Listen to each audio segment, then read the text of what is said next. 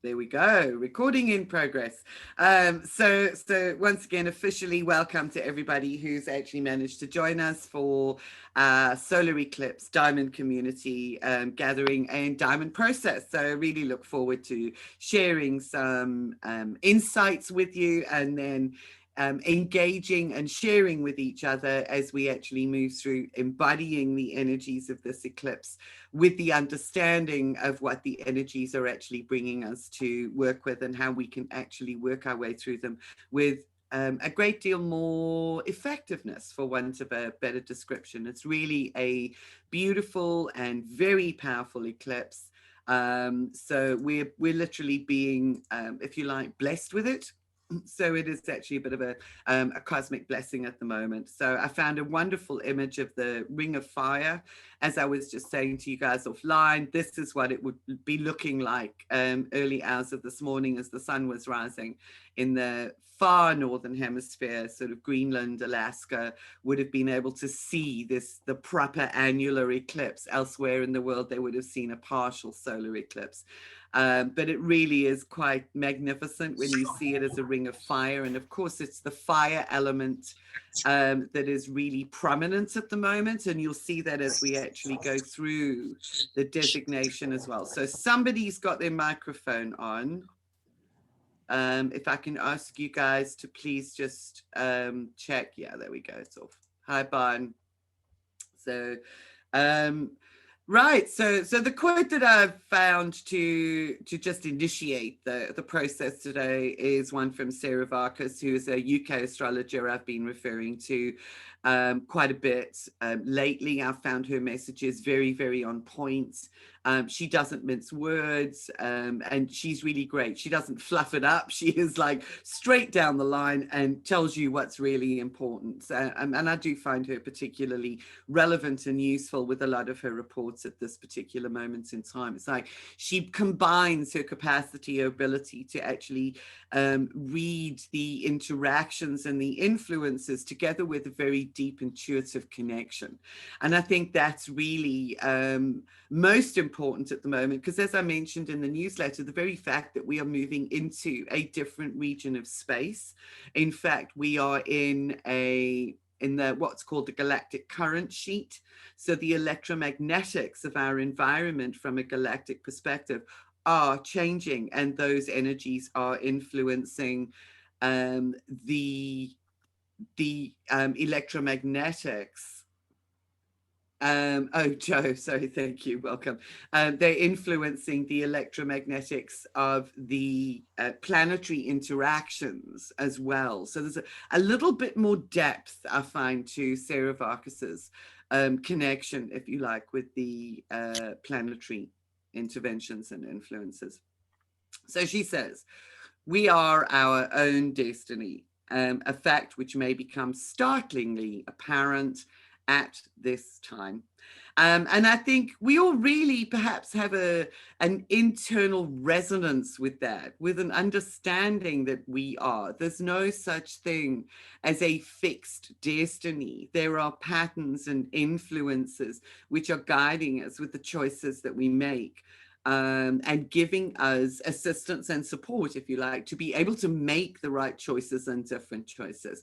But essentially, we are making our destiny on a moment by moment basis at the moment. So this particular eclipse, by all accounts, from all of the references that I found, is also a choice point, a still point from which to take a step forward into recreating and dreaming our own destiny into being in a different way. So that really just makes the links there. So today, as you guys who work with me on a regular basis, you'll know there's always a reference to the Mayan wave frequencies. And this particular module or unit highlights the movements of what is known as the ninth wave. And the ninth wave is, in fact, and that's the subject of the Masters of Destiny program, which I'm initiating on the 19th. The ninth wave is the destiny wave. It's a wave that if we actually align fully with it, understanding its purpose, understanding how it overrides and can override the influences of earlier waves that are having an impact on events playing out on the planet at the moment, then the ninth wave gives us the capacity and the resources to be able to create a different destiny. There is so much that's unknown about it, but we're moving through it. So what this patterning tells us is that we are currently in a daytime, an upward movement, a daytime period of the ninth wave, which is an opportunity to take action in the right direction. It's positive, it's uplifting, it is external, it is open, it's clarifying.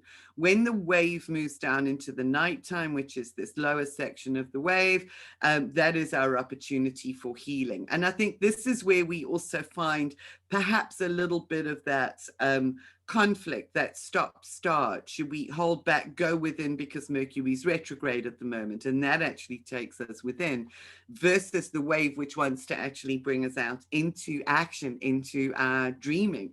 So we may actually find that going on within us energetically, this movement in terms of the choice points, wanting to stay within and embrace, if you like, some of the additional depth of healing that Mercury retrograde allows us to do, versus taking that back out into the world. So this is a time to be outwardly moving. And then down here, the Tolkien Day, which is the designation, the energetic designation of today, is known as 3 Ben. And Ben is the reed. The reed is that which is flexible, that has the capacity to move. It is not rigid either way. So it's like a pendulum. The focus with the designation of this particular day is also about the human. It's about our humanity. So it's beautifully orchestrated in a sense, in alignment with the astrological configurations, which is pointing us in the right direction, and it's about us. You'll see that the glyph that represents today is red. That's Ben. Red is very grounding, it's very anchoring, and with that in mind, with those reds and those magentas that are coded within that particular glyph, the focus is going to be on the soul, not the soul star, the earth star, and our connection with the tapestry of life.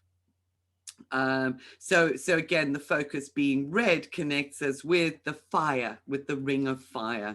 That is the representation of this particular eclipse and the energy.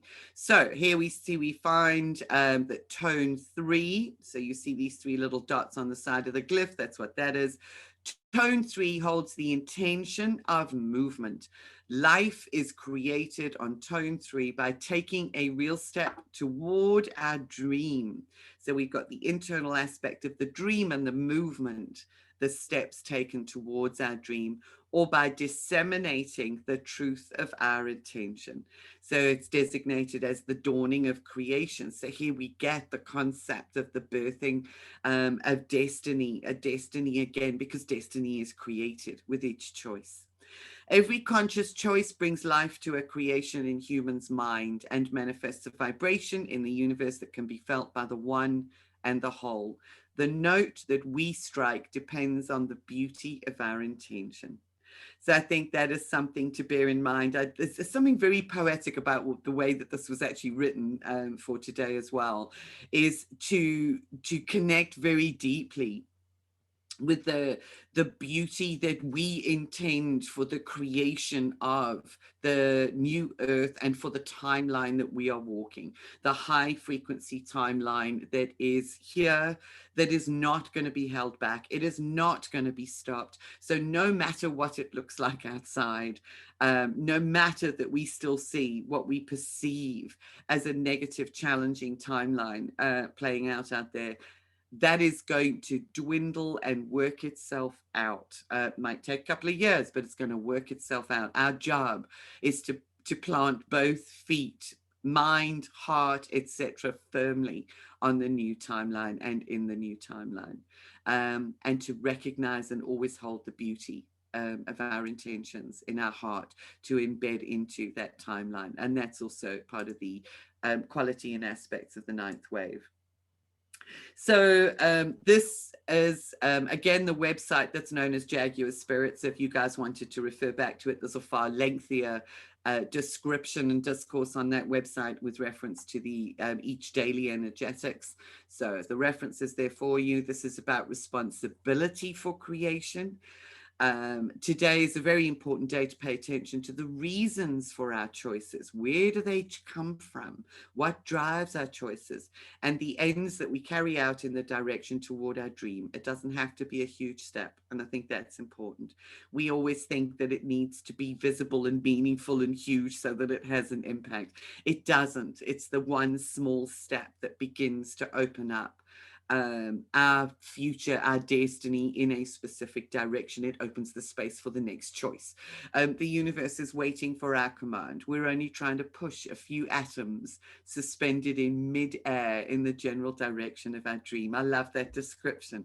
So isn't that a beautiful way to actually envisage it? You know, that you can actually work with a visualization and an essence that can do that. Let's just create the space between the atoms so that we can actually generate and move through in the direction of our dream, so that it's less tightly bound together in respect of the old dynamics.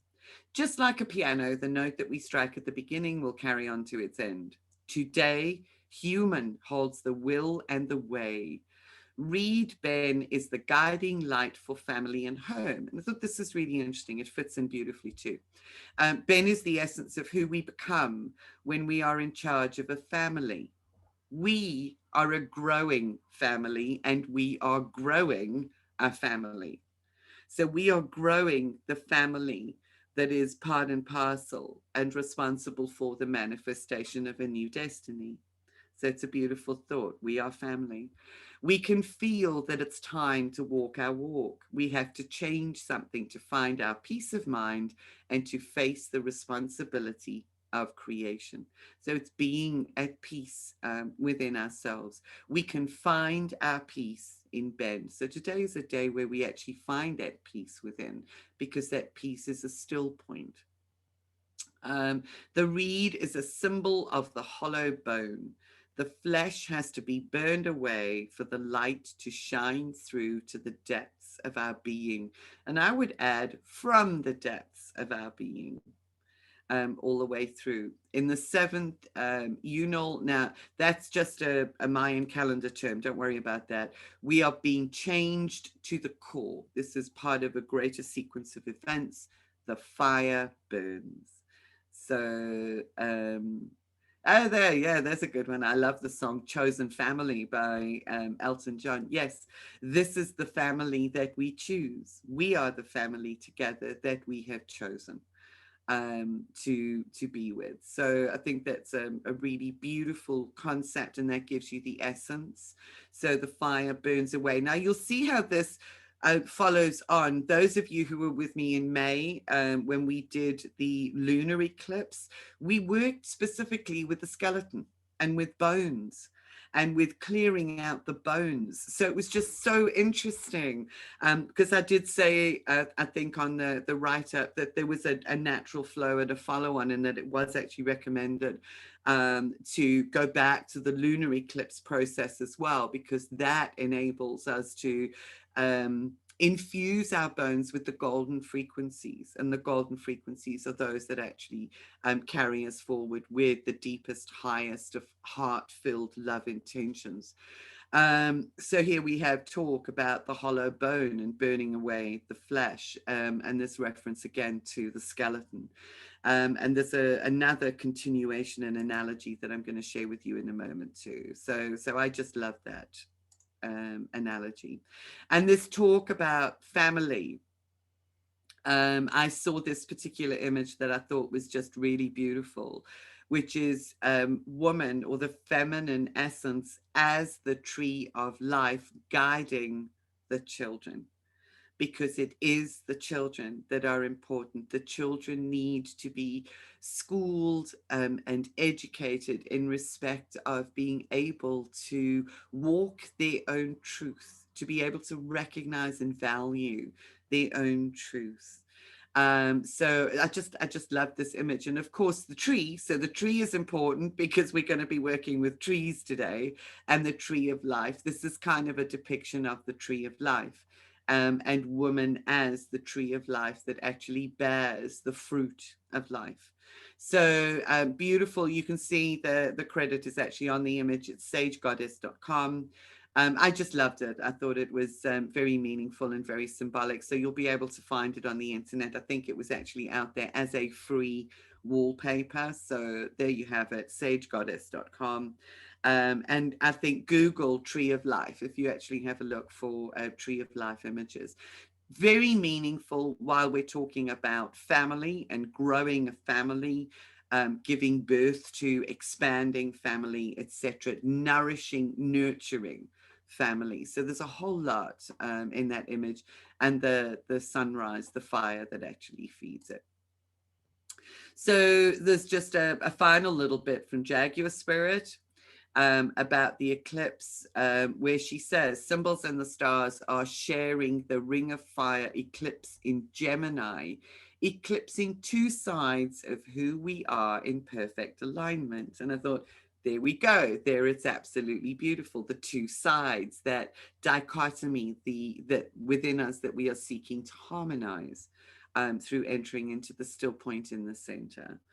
Michelle says, today I met someone who was on to visit a forest school in London to see if she would like to work there. I love that. Yes, I think forest schools are really, really powerful for children. Absolutely. And I see a lot more of that. I foresee a lot more of that arising as the traditional school system becomes ever more dangerous, in fact, for children's real education.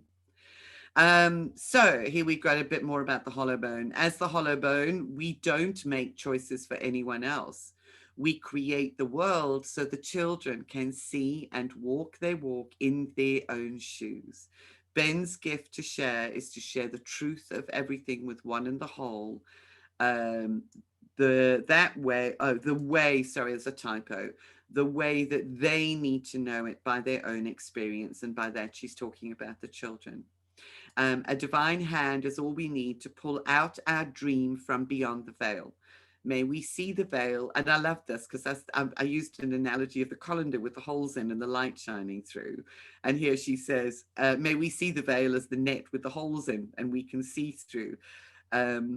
Like the dividing line between fields of play. May we set the tone with one choice we would love to make, a hard and fast choice for ourselves, with all the time we need to know that it's our choice from now on. May we love and listen to what we need for ourselves today. A hand from beyond the veil has bailed us out before. May we turn to the one to bail us out together into the life of our dreams. May we do as we say and think before we say. So beautifully put. When you go through the slides again, you can make a few notes, sort of when you go through the presentation, and just note what's relevant and important and valuable for you. So Rachel says, I noticed a local hotel is having a huge old chestnut removed. Oh, that breaks my heart when I actually see and experience that. They were allowed to cut down its partner several years ago to make space for two cars. To say I'm annoyed and saddened is an understatement. Yes, absolutely. I will connect in with that tree today. Yes, and you will have an opportunity to connect in with that tree today. Yeah, it's a travesty and a tragedy when we actually see that happening, because the trees are our bridge, and they're part and parcel of the skeleton of the natural world. It's that which holds everything in place in the natural world, and trees are the body that actually do that for us. So this is, you're sort of moving through the bones, from our bones, and then resonating with the bones of nature, which is through the trees. Joe says this feels ever more unacceptable. Yes, it does. I hope humans will transform quickly so our trees are honored, not treated so casually and carelessly. Yeah. And I would suggest that if you do come across that happening, is to just center, take a few moments, connect with the tree, and actually ask the tree to withdraw its life force into the roots as well, so that that is preserved. Whatever consciousness the tree is sharing with its community is actually shared with the network beneath the surface of the soil, so that it is not lost. So I think that's a beautiful practice to undertake. And I've done that before, and you literally can feel the tree withdrawing its energy. So yeah, I do that in support of this decimation, if you like. It will change. It will change, and it is going to be changing rapidly with the new timeline, because all of the devastation does not fit with the new timeline. Gemini, so celestial influences. This is drawn from a number of astrologers, so it's a bit of a composite here. Gemini solar eclipse and Mercury retrograde together, we've already mentioned that. It is deeply internal, yet insightful.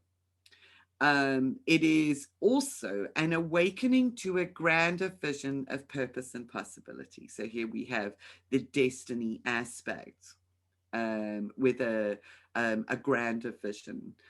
So it's really our opportunity to commit to that vision that we have, because it might almost seem, I think just recently that, and over recent months, is that there are events which seem to be overtaking and overriding our capacity, with very heavy influences to be able to hold that vision.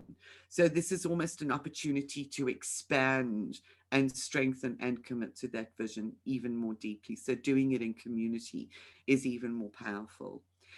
This actually sets the stage, because the next Gemini eclipse is in 2029.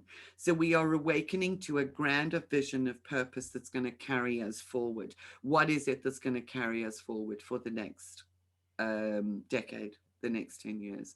Focus on who you are, what you are here for, and how you are going to bring your light, your love, your vision, I would say your wisdom, your heart into the world over the next decade. And I think there are lots of new ideas beginning to arise in respect of that. This is a bridge between the old and the new. It is a still point and poised for change. So the energetics are really powerful for change.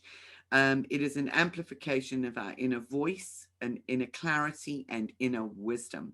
So in that still point and the internal nature of Mercury retrograde, we actually have the capacity to amplify what is within in order to be able to bring that out. So caution is actually required, because rather than impulsive movements, we need to be able to enter the still space, to be able to listen and to hear, to clarify and to coordinate that vision, that destiny, to be able to weave it into being.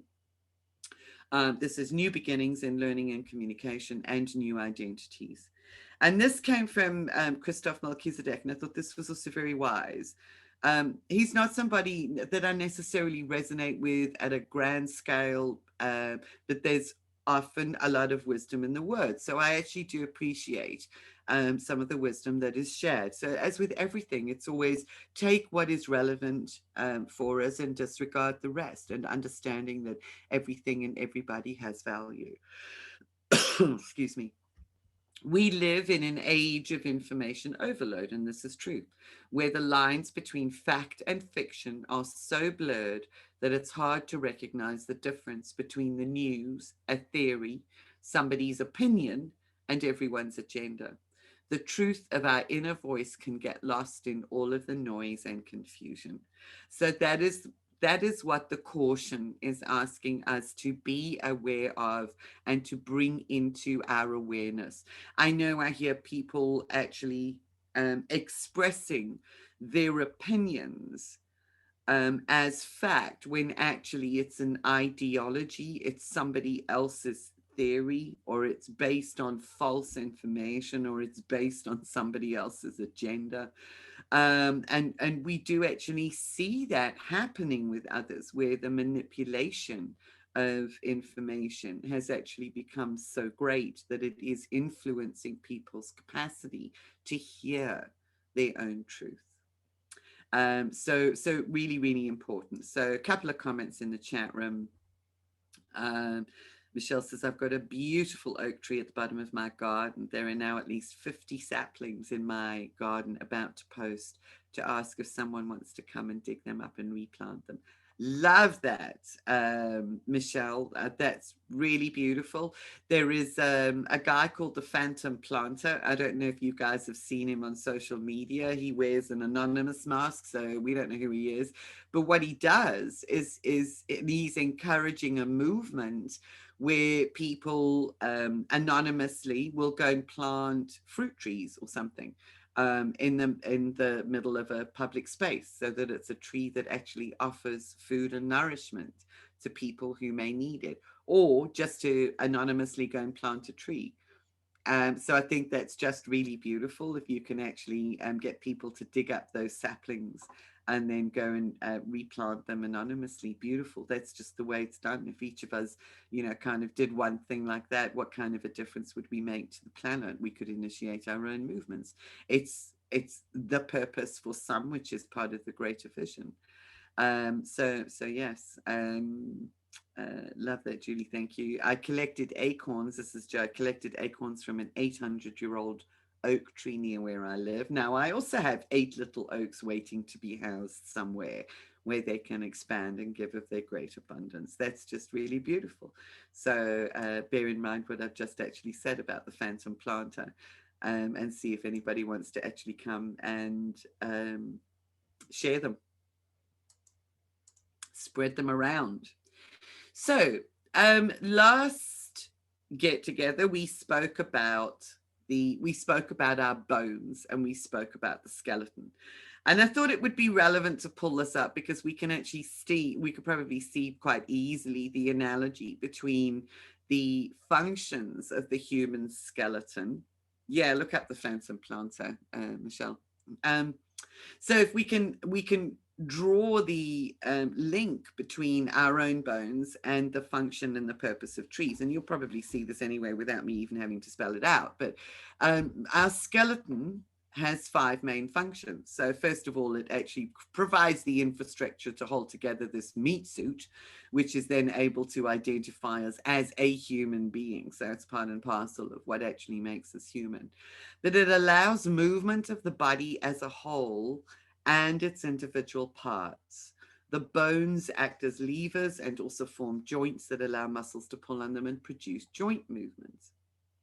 So the more we are in the flow, the greater ease we actually have in moving with external influences, if you like, where those joints actually move with greater ease. Support and protection. The bones of the skeleton provide support for the body and also protect the organs found within it. For example, the cranium protects the brain. We know that the ribs protect the heart and the lungs. The pelvis, to some extent, actually protects the reproductive organs. So it has a protective function.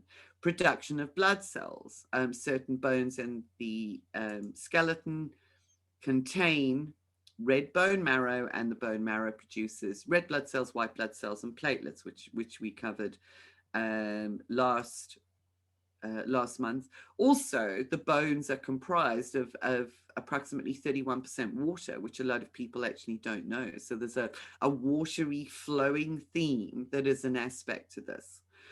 And quite interestingly, I mean, I had often thought that it was mainly the thigh bone that contained the bulk of the red marrow that produced most of the blood cells. I need to find out that it's also in the flat bones of the pelvis. We find blood cells produced in the sternum and in the clavicle. So in a number of bones in our body.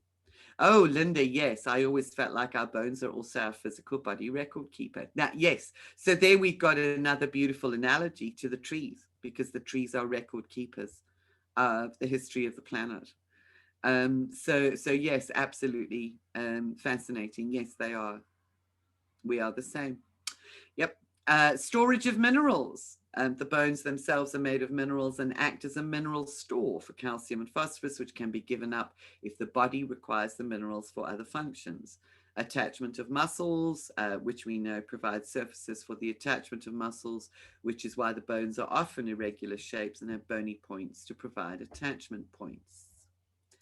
Okay, so now let's have a look and at the analogy with the trees. And this, I just love this. This is the African baobab tree. It is actually known as the tree of life. Now, again, I want to just draw your attention to this is leading up to the next Masters of Destiny program, which begins on the 19th of June. And that program is orientated and aligned with the cosmic tree of life, which is a very real stellar cosmic construct.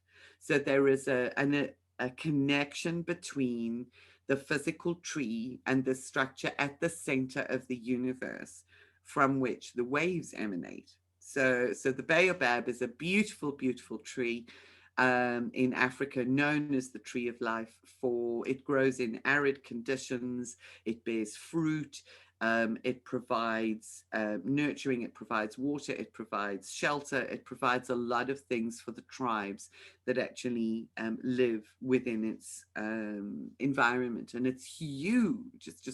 It's such a solid, huge tree. They're amazing. So we got another comment in the chat room, been working with water crystallizing it. It's beautiful work. Yes. I was told that if we can purify 5% of the earth's water, the divine will take care of the whole. I think it's part and parcel of the cascading effect.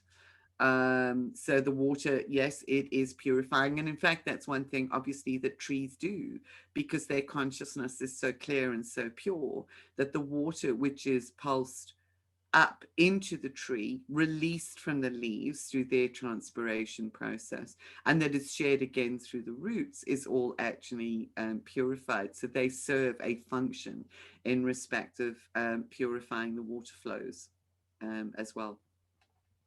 So there's another reason why trees are just so important.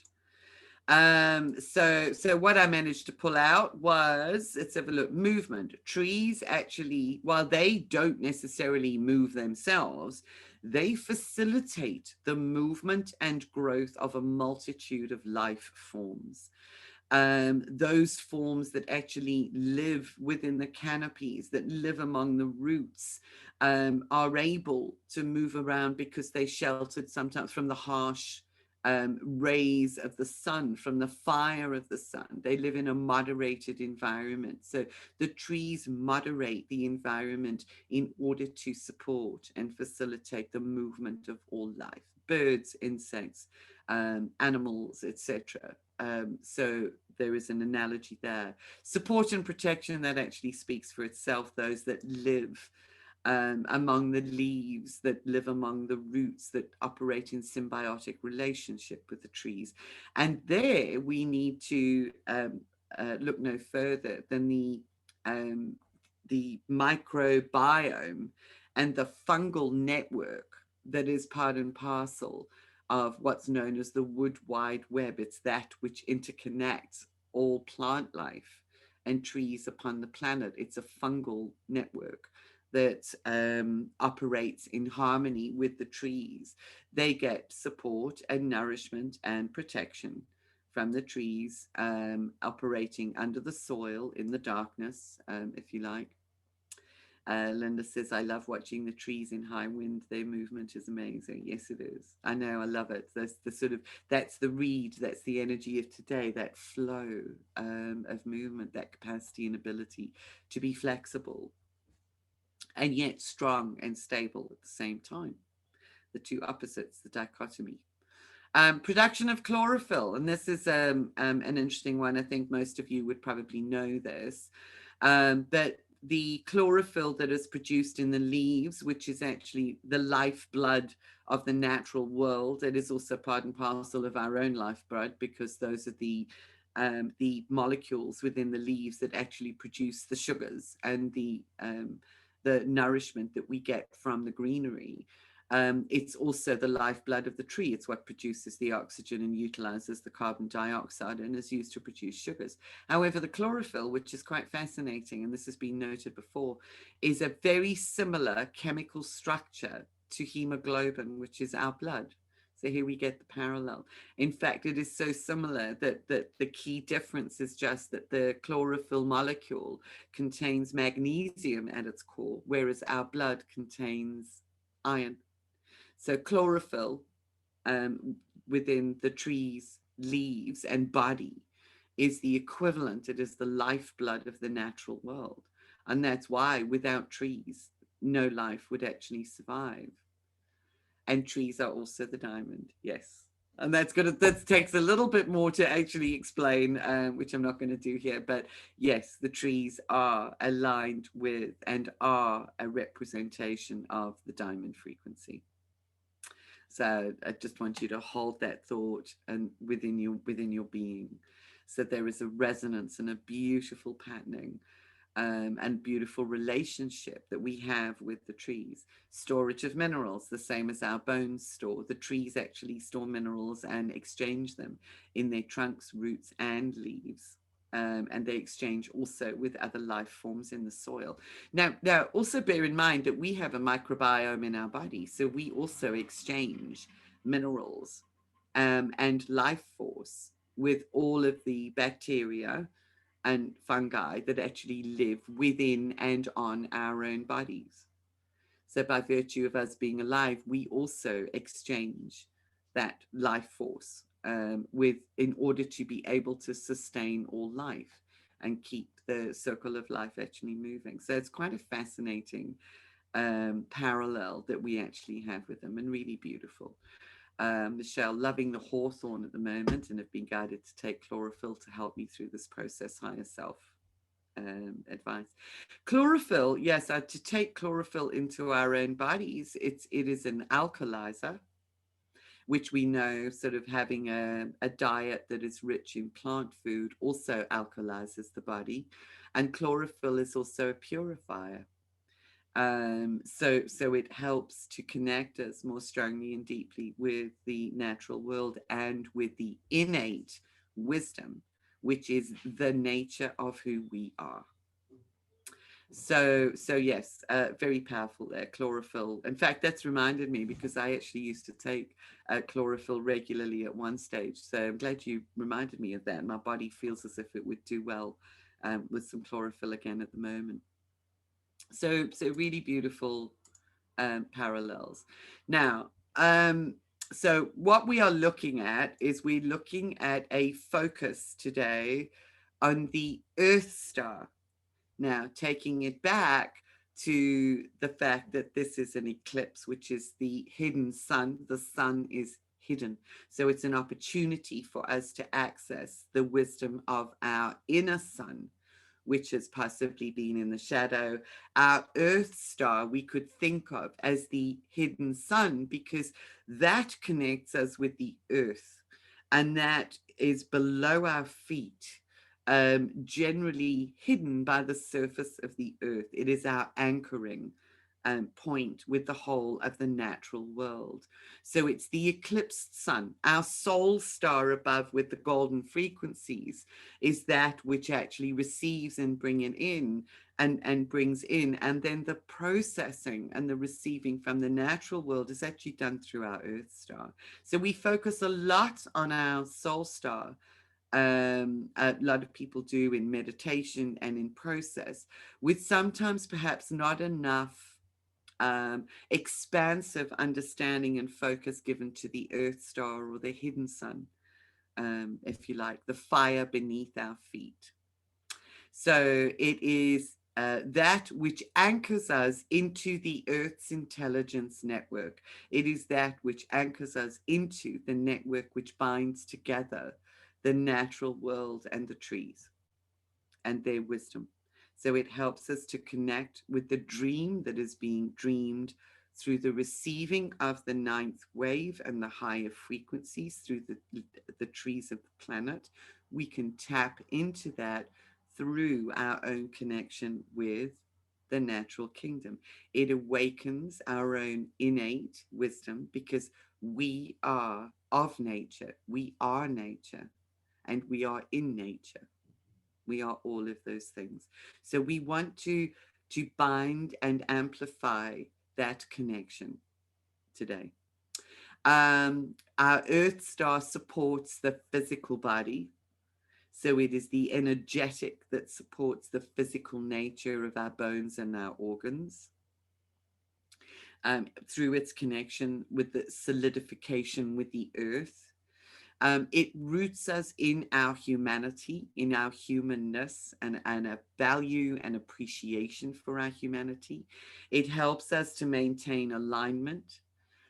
So it helps stability, and it harmonizes the energetic and the physical within our physical form. Does that make sense? Can you see how this sort of thread weaves its way through the elements of today, and how this is part and parcel of the embracing our destiny and being able to dream a new dream more easily.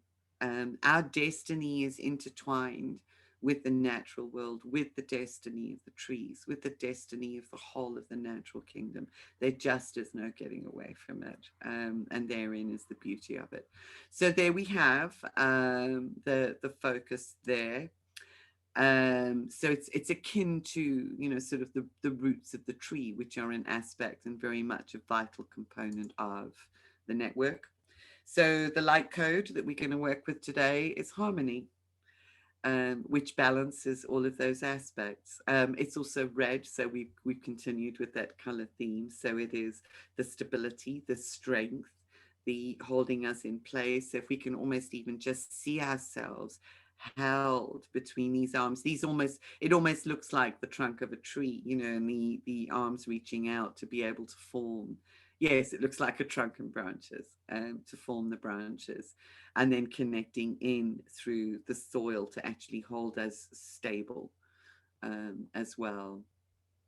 And our ribs, yes, absolutely, the sternum and the ribs.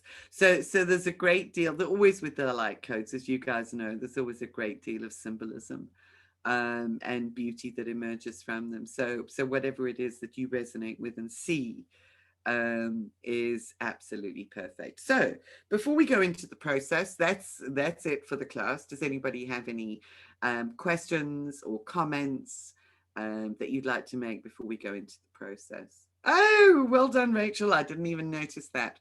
Synchronicity, yeah, because as you guys know, feel the whales and the dolphins coming in strongly.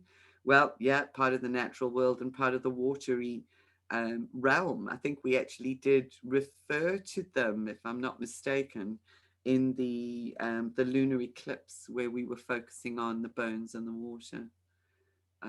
So that doesn't surprise me as a continuation into what we're doing today. So that's beautiful. Excuse me, I'm just going to have a quick drink before we take the next step.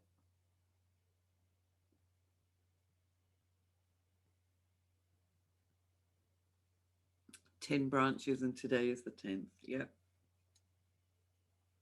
I love the synchronicities. I just love it. The diamond connecting into the Earth star and Soul star. Absolutely. Balancing both.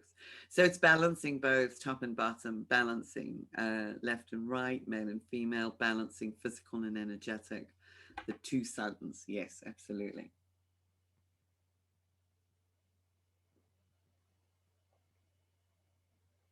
And it's interesting because we think of it, you know, the soul star, we think of it as a star, and a star is a sun. So it's like we do then embody the energetics and the frequencies of both suns, of two suns. Okay. Wonderful.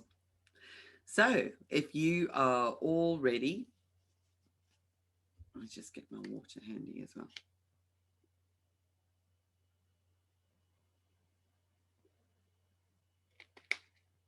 I'd like you to make yourself comfortable.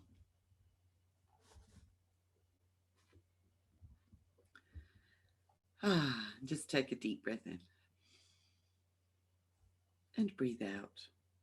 Somebody asked about the diamond bowl, so I'm just going to share the resonance with you. Sounds like a bell. Can you guys hear it clearly? Yeah.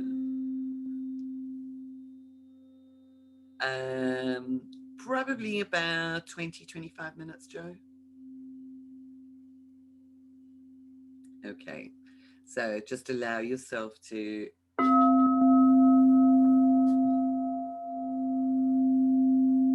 resonate with the diamond frequencies as you breathe them in.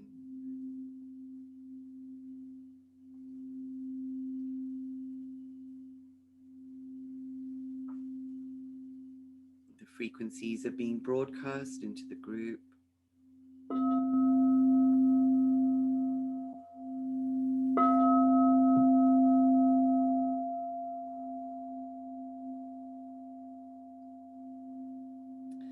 Surrounding you, flowing into your body, igniting the minute microscopic diamonds that make up the very fabric of your being, sparking them into light.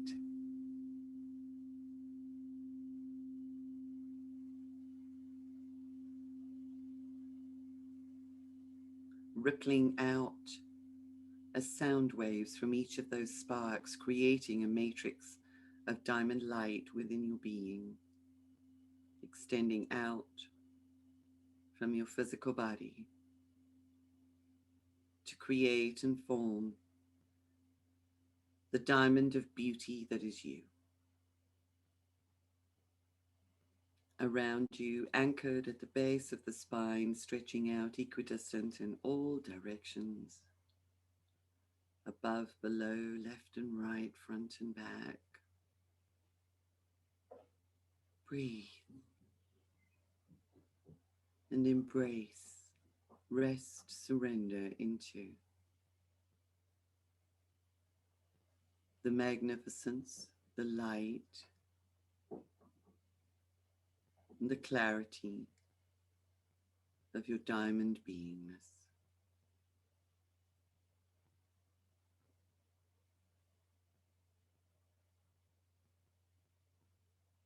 Be aware of the love that is emanating from each spark, each connection point within your being.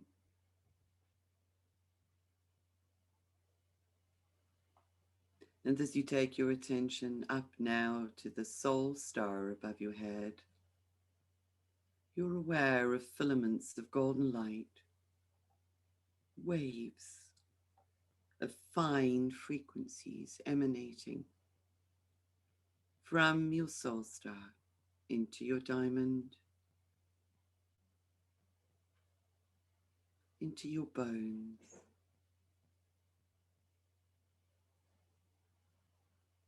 filling up the spaces, rippling through the water in your bones, strengthening your system, your body, your presence, your humanness, with the cosmic frequencies of life itself. Like the tree receives the waves of light from the cosmic environment, your body receives through the soul star the frequencies of wisdom and knowing into your body, through your diamond, and all the way down through the bones of your toes, down into the earth star below your feet.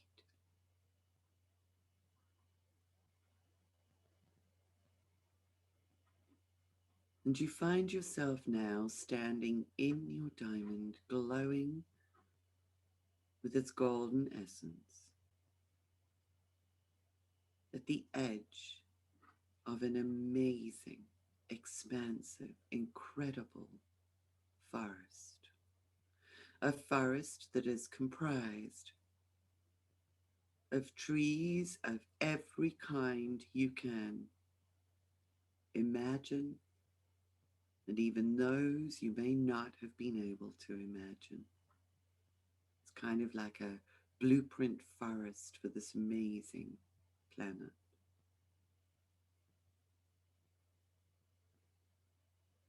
Stretching out as far as the eye can see, you stand at the edge of the forest. And your earth star begins to pulse with life beneath your feet.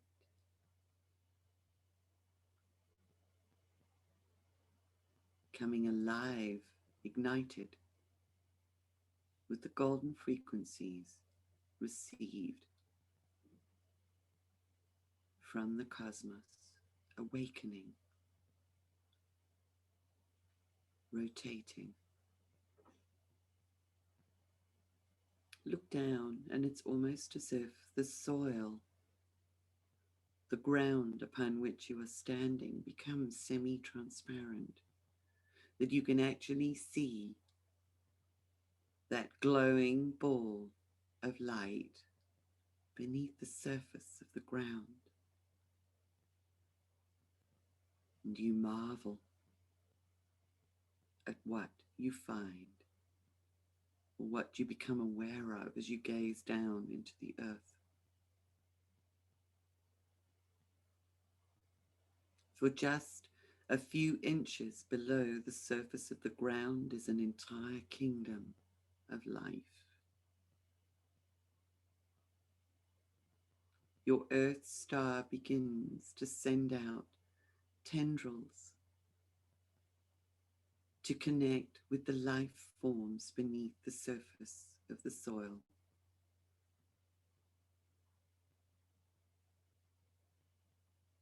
To connect with the very fine fabric of the fungal network that supports the communication within the forest of life, connecting you with these tendrils. And as you do, you find that the communication network from the trees is opening you up to streams of information from the natural world, information from the trees, each one with a different wisdom. I want you to just hold your space at the entrance to the forest for a few more moments as you allow yourself to attune to what is being transmitted, shared with you through your Earth Star Center and the connection that you are making.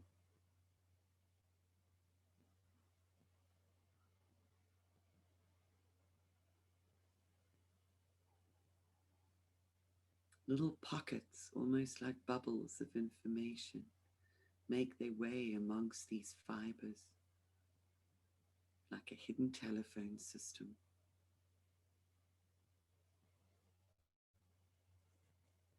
Perhaps communicating in pictures or symbols.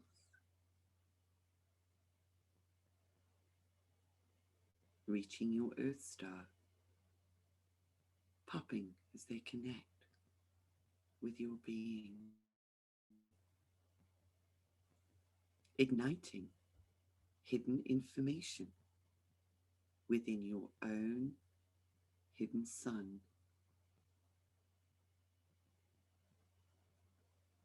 Information you may not have been aware of.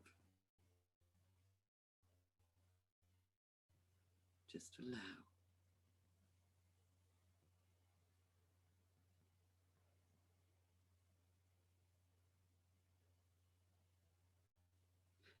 And it's fascinating to observe.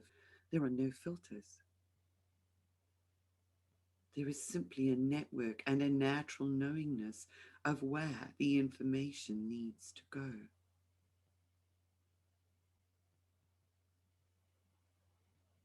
So whatever is being transmitted, connected through those tendrils, is specifically for you. Your presence has ignited a specific frequency within the network.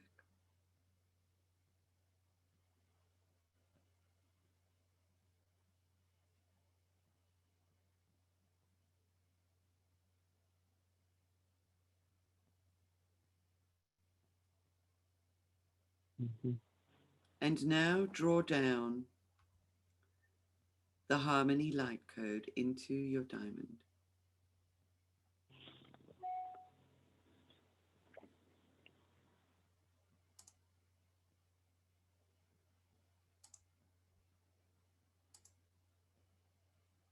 Aligning it within your space,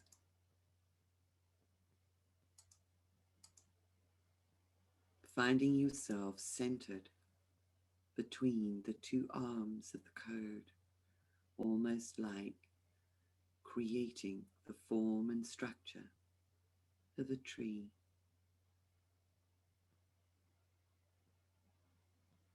Be aware of the light that is concentrated at the still point in the center through your spine, holding you firmly in place so that the information being received through your Earth Star is transmitted into and shared with the very core of your being. And the frequency pattern that is now broadcast through and from your diamond now harmonizes within the forest and with the forest as a recognized form. And it feels as if there's a doorway that opens to draw you into this space, this amazing collection of plants and life, trees, birds, animals. And you take a gentle step forward,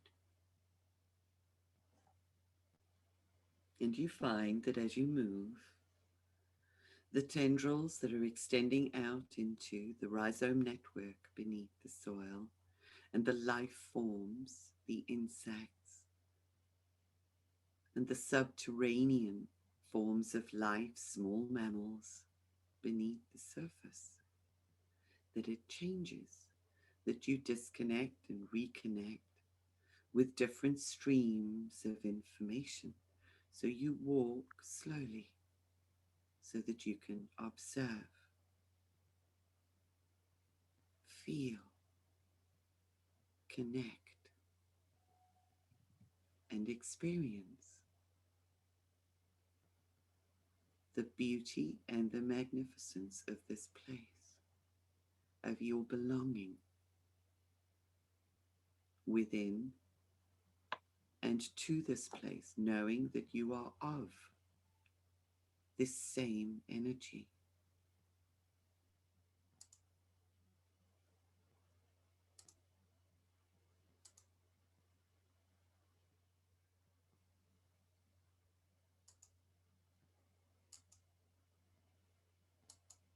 Breathe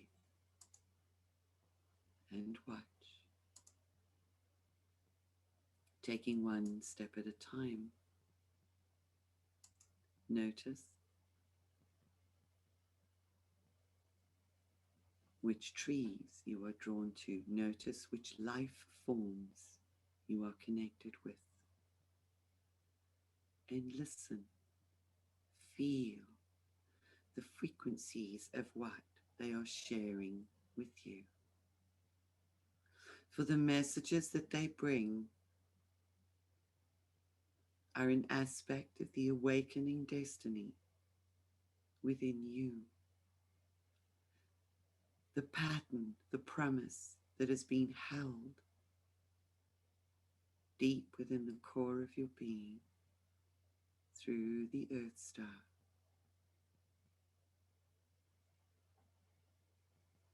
aligning you with the truth of all of life, with a network, tapestry that is weaving a new story into the fabric of the planet. You share your golden frequencies through your Earth Star back into the soil, back into the network. And you can see and experience the response to these golden frequencies, the recognition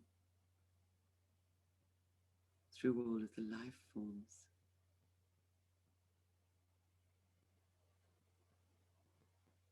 This patterning is embedded within a new timeline. This is the life. This is the essence of all that we are dreaming into being. Continue one step at a time.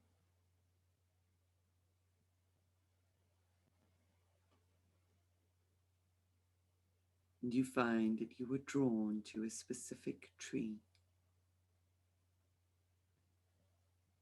And it's not just a tree that you are drawn to, for the tree itself harbors a myriad of life forms in the trunk,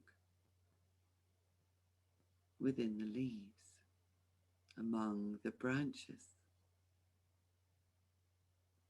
down below the roots, other plants, mosses, flowers, algae, insects, mice. Just connect with this amazing tree that has called you within this space. Place your hands upon its trunk and allow your Earth Star to connect with its roots,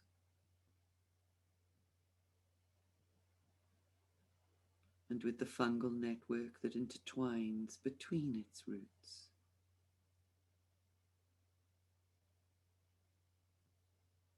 And as you place your hands upon the trunk, you can feel the heartbeat of this particular tree that speaks to you. You gaze up and you can see the sun emerging through the leaves.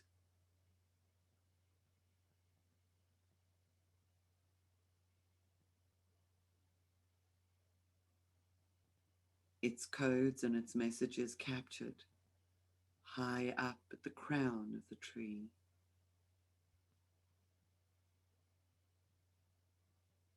Filtering down, being shared with you.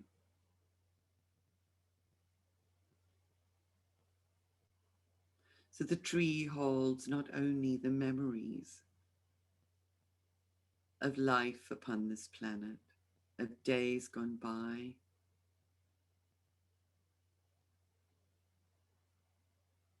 of both negative and positive timelines, of advanced civilizations and the demise of civilizations. It is also capturing the frequencies of the new timeline and broadcasting them to you to awaken within you your function, your purpose, your actions to be taken in support of the new timeline. For this is a destiny that is shared with the tree,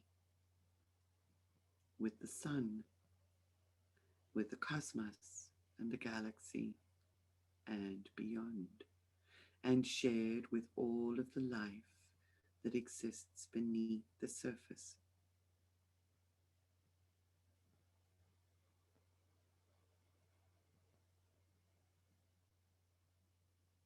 and there is a burst of light beneath your feet. That is an expansion now of the new codes being spread out. So you receive them not only through the hands that you have upon the bark of the tree, holding you stable, you receive and share and transmit the codes through the network beneath the surface of the soil, seen as those minute fibers of light extending out beyond the confines of just this one single being. You look around the forest and you can see that the network that you are connected into is now broadcasting and receiving from other areas of the forest, awakening and drawing resources your way.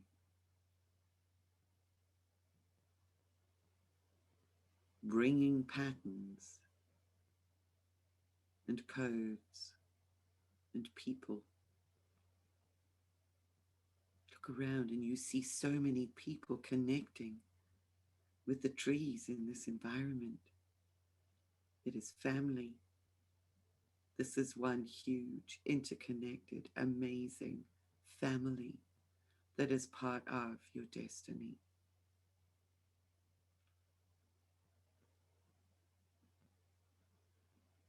Your destiny may or may not involve physically acting together with the trees. It may involve smaller plants that are still connected with these life forms. It may involve animals. It may involve other beings or children that you see in the forest, connecting in through the various trees.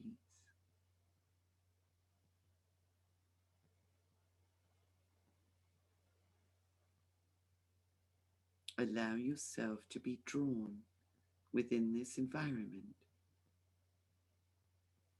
to another space within this tapestry that reinforces and holds clues for you, codes for you.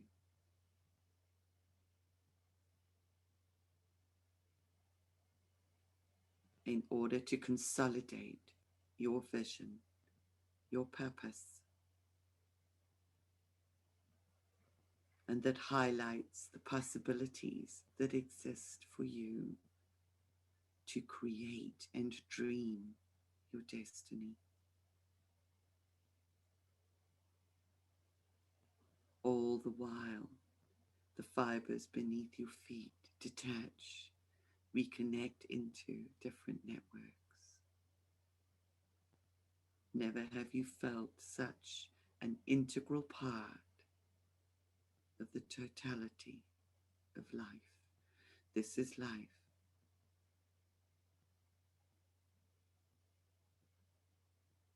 As it is meant to be. Your heart expands within this place, giving you the opportunity to feel and sense more deeply the messages within your being.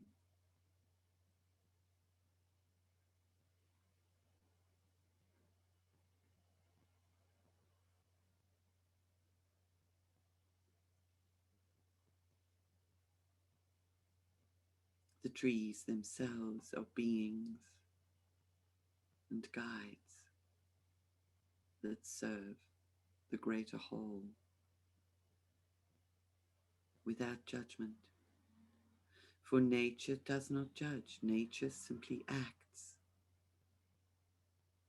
when it is necessary.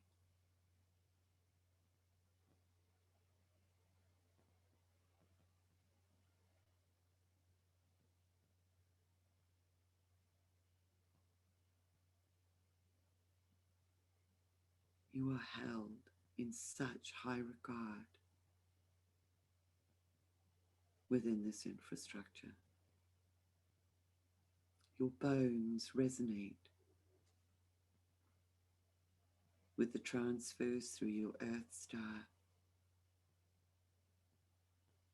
up and down, just like the trunk of the tree.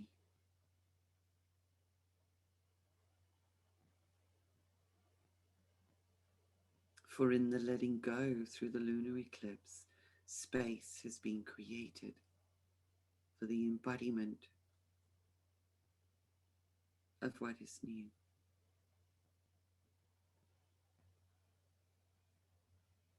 It is safe to move forward.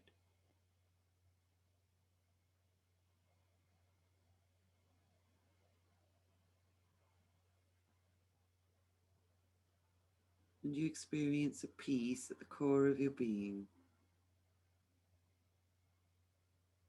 as you wander now and just simply explore and experience.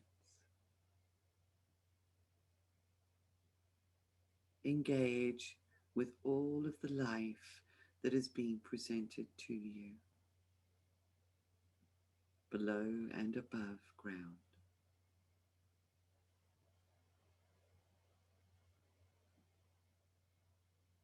There is no fear of getting lost within this amazing place, for if you turn around and look, there is a golden pathway that is being created through all of the connections that you have made.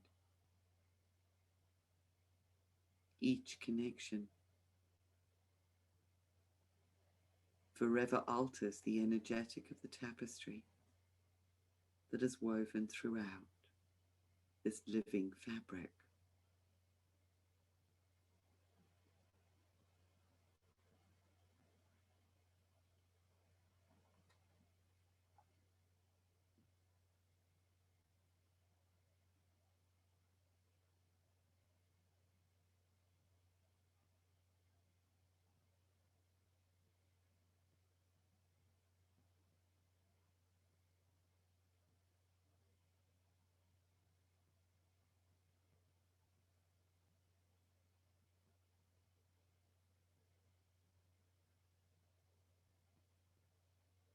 The frequency in your bones has risen to meet the frequency of the consciousness of the tree beings.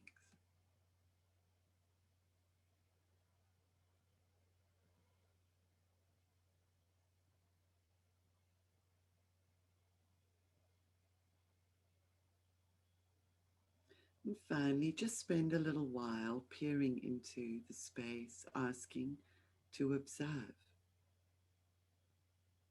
the being that is the tree,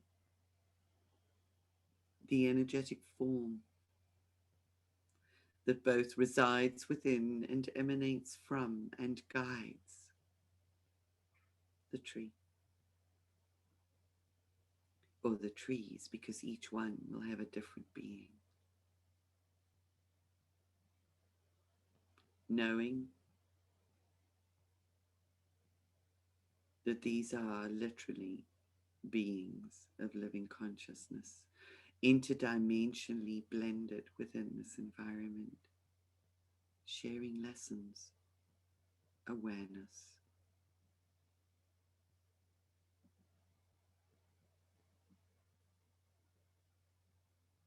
sharing love, their gifts, sharing beauty,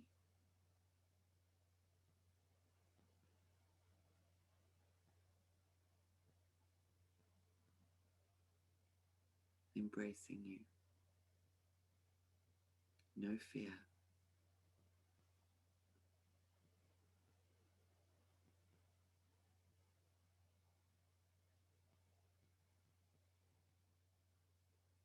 So take a deep breath now as you prepare to leave this incredibly magical place, to withdraw from this environment, and yet at another dimensional level, you remain permanently connected to it through your Earth Star. For all of those connections remain inherently embedded and imprinted within your Earth Star. And every time you take a walk upon the earth, it is regenerated, reminding you of your presence, your purpose, of your destiny as a human form, as an aspect of the fabric that is the destiny of life and humanity. So slowly walk to the end of the forest, bringing that inner smile, bringing all of that love with you. And as you reach the boundary, you look around, and there are hundreds and thousands of other beings on the same journey as you, connecting, emerging from the forest. In this moment, you rest and surrender into the deep knowing that you are never alone. You do not walk this path alone, for beneath the surface of the earth, your tendrils reach out and connect with each one of them. Like the trees in the forest, you stand analogous to the tree beings, interconnected, telepathically connected.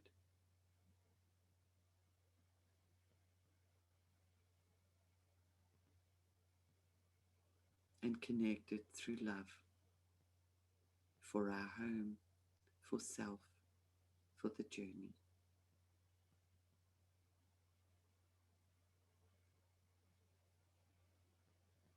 You may wish to join hands with somebody as you exit the forest, bringing such wisdom, clarity, and peace with you. Or just leave knowing that you are connected.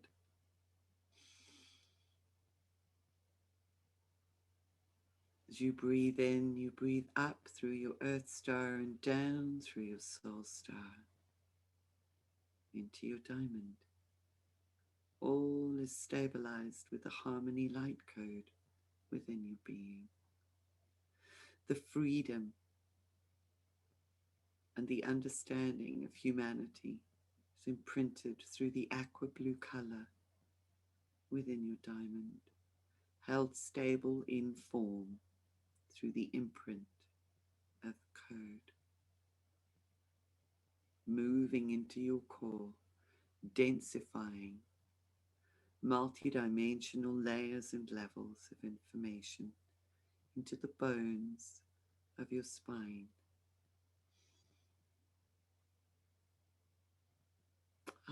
Breathe in and breathe out, expansive and free.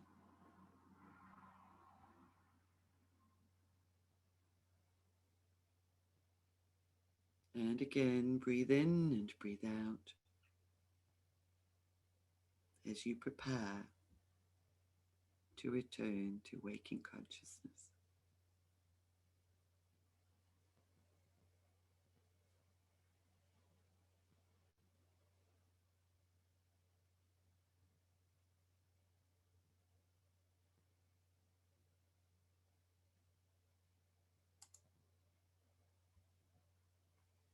And when you're ready,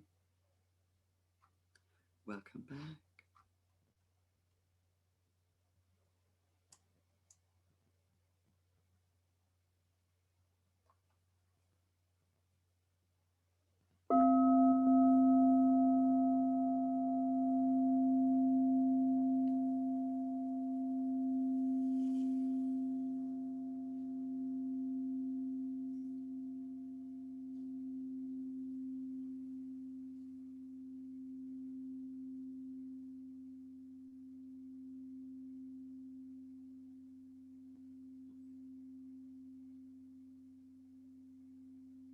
How you'll do.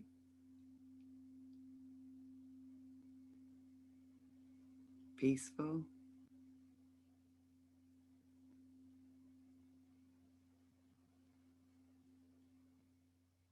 Yes, Michelle. Hello, that was Hi. so wonderful. I'll see what I remember because it was a very long, involved journey. It was so wonderful.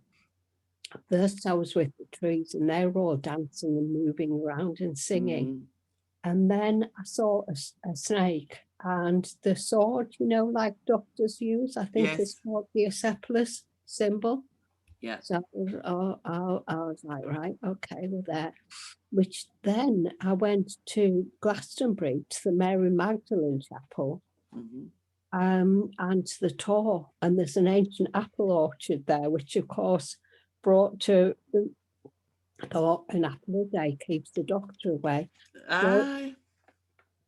that connected me to the lady in the lake and the Chalice Spring wells in Glastonbury, which then connected me to Arthur and Arthur's seat in Edinburgh, connected me to the Dragon Lines. So I'm like, because I'm a grid keeper. So I'm like, right, I'm okay there, which then connected me to the Native Americans. And I was seeing loads of ceremony there, and the eagle and the condor flying, which brought me back um, to Ireland, um, which is quite amazing um, because I've been I've been learning Ogham, the language of the trees, and I wanted to go to Ireland and been manifesting Ireland for several years. Um, and it's just like wonderful how all this happens because I'm just guided to take. And it's just a wonderful affirmation of this journey that I take the next step, and I'm given the following step. And like, so I was guided to work with this group, which I've just done a 9-week process with and made 6 very close friends from Ireland. In my Wonderful. DNA, found out that I'm 33% Irish. And as a grid keeper, I've been very guided to Waterford in Southern Ireland. And it's just like all this, and then I was guided to come here and do this meditation today. And it's just like this real, I can't remember the word, but this real showing me that the journey is, this one step at a time, just do the next step that I'm Yeah. guided to do, and the following one will come. And it's just been so wonderful. It just came to me when we finished this meditation that I've manifested Ireland. Beautiful. That's quite a journey that you were taken on in there. It's like around the Yeah, world and back. yeah, it's so wonderful, but it's But it just was showing you, I think that's the beauty of it, was actually sort of showing you all of those connections. And that's just really beautiful in respect of that connecting into the networks that mm, we can't always see, sort of highlighting the patterning mm, um, that starts with one step. So yeah, thank you for that. That's really beautiful, Michelle. thank you. That was wonderful. Thank you. That's lovely. Oh, we've got a story in the chat room. So thank you. Let's see. We've got Geraldine's beautiful. Thank you. Feeling very still inside, at peace and grateful for this community. Thank you, Geraldine. Grateful for you too. So Rachel says, thank you. Lots of pressure in my temples and forehead. As we entered the forest, I became aware of my mum joined onto the front of my diamond with the rear of hers. She was much smaller than me, and it was though she was a child in a front carrier on my body. That's yeah, and that's the essence, isn't it? Of the relationship. I think for many of us, that's how we feel. That's interesting. Because we woke up long before our parents did. They facilitated our birth, and now we are facilitating their journey. So I just wanted to add that because it's beautiful. As we walked towards a central tree, it got larger and larger. I saw that it had millions of smaller trees growing out of its roots. Oh, I have a sumac tree that does the same. Each tree had a person connected to it. Like in the film The Golden Compass, each person had an animal spirit. I was aware of my dad connected to the rear of my diamond, but interestingly, his diamond was dark and he didn't have any connection of his own through the roots. That's interesting. The roots of the trees carried us, and we didn't need to put our feet onto the ground. What a beautiful. So you stayed awake and you remembered it. That's amazing. I could actually see the tree beings as we were going through that, because as sort of going through the process as well, it's almost like guided one step at a time as well.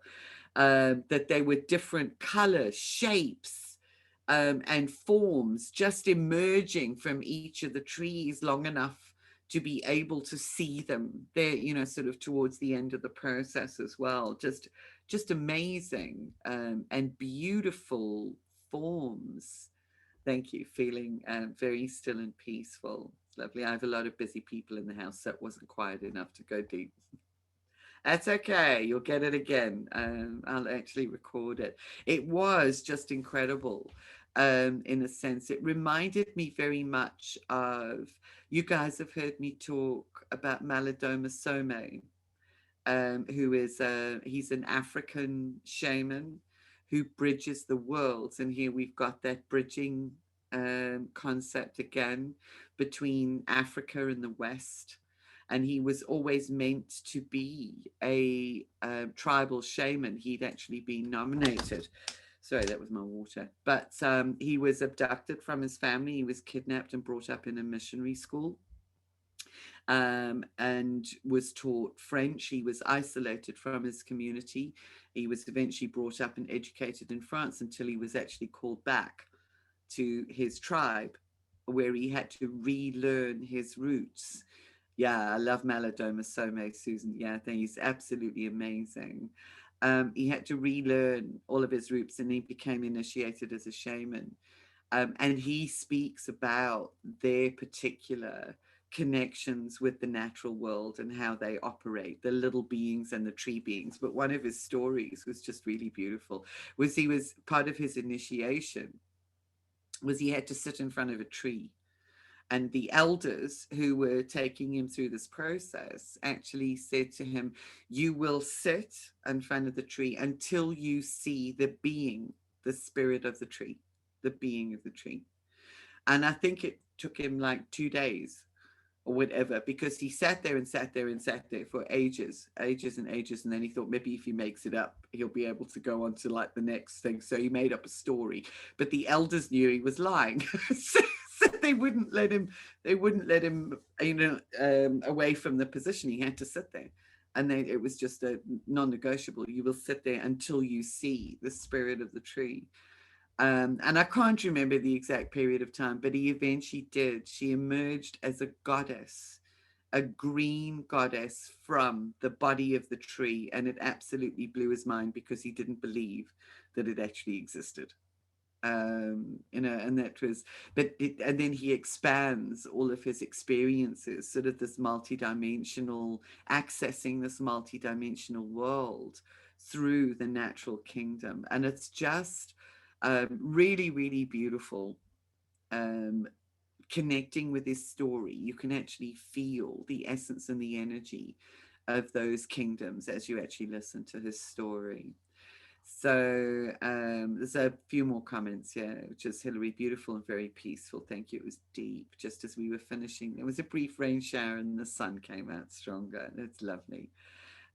We've got, thank you. That was beautiful. I love trees so much and didn't know this was what we were going to do today, connected with the redwood. But then it took me to a very special 3,000-year-old yew tree. Oh, yeah, they're amazing. That was the last tree in my Ogham journey, which gifted me with rainbow light shows in my crystal, which became fixed into the crystal after I spent time with that tree. I have the crystal with me now, and the yew tree Ogham I crafted, the last tree of my Ogham journey in Shropshire. Oh, that's beautiful. Susan says, have you listened to Sobonfu Some's Women's Wisdom of Africa? Oh, no, I haven't. Thank you for sharing that, Susan. I will certainly take a look at it. Sobonfu-Soma. I'm assuming that that is Maladoma's wife, um, or certainly a family member. Women's Wisdom of Africa. I love it. I have such a resonance with the wisdom of Africa, as well, through the land, as many of you know, because we've done a lot of processes that connect us deeply with the land, in Africa in different ways. And it's a very, very visceral experience, when we do that. So thank you so much. So thank you, everybody. I just feel so happy. I don't know about you guys. It just feels so beautiful. And I don't know. Some of you have actually got insights and awarenesses that, um, for some of us, our purpose is perhaps linked with our family. And there we go. We are growing a family. Um, and we are a family that is growing. So it's highlighting the purpose in the different relationships, like becoming the parent, nurturing somebody who's on an awakening journey.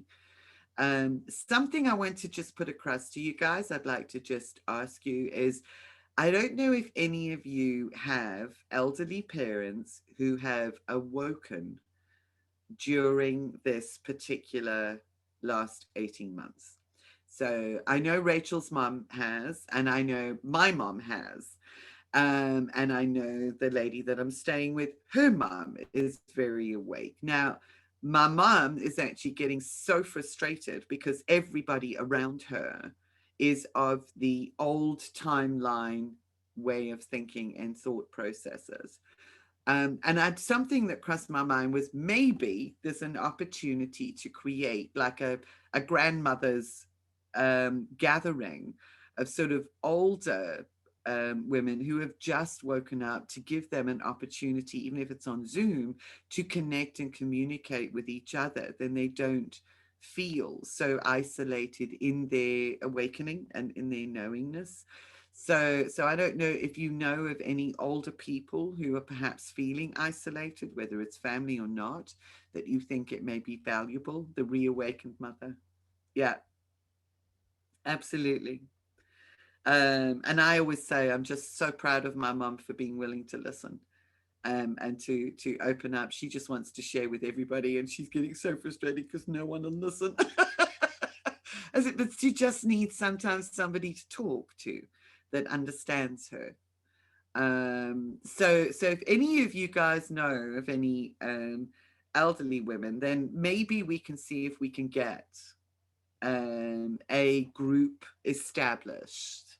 So Michelle said, they're great idea, Julie, please. Yeah, great idea. Please send me a link. Yeah.